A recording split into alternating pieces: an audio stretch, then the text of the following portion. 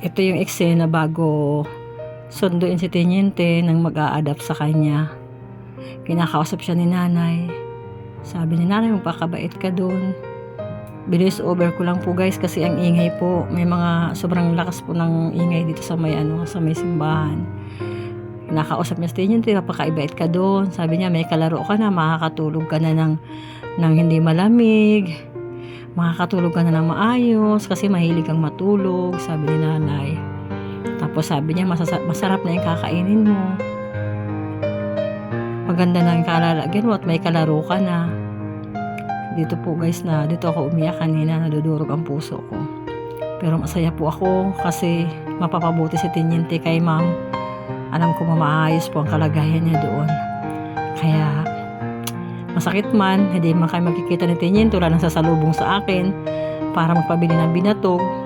Nakita niyo man siguro guys ang mga video namin dati na sobrang tumatalon talaga sa tuwa si Teniente pag nakita ako at magbibinatog kami. Pag sinabi ko, binatog tayo Teniente, grabe ang saya niya. I-repost ko po yung mga video namin dati na nakakatuwa. Ayan, nalulungkot si nanay pero masaya na rin po siya kasi hindi na mapapahamak si Teniente. Mahal na mahal niya yan guys, kaya lang kailangan talaga pinapipili daw kasi siya. Aso niya o tindahan niya, kaya nalulungkot po siya. Yun po yung pinayo ko kay nanay, pa-adapt natin si Teniente para mas mapabuti po ang kalagayan niya. Kasi sa gabi naman po, hindi niya nakakasama si Teniente, nakikitulog daw po siya paminsan. Bira lang sila magkatabi ni Teniente sa kalye.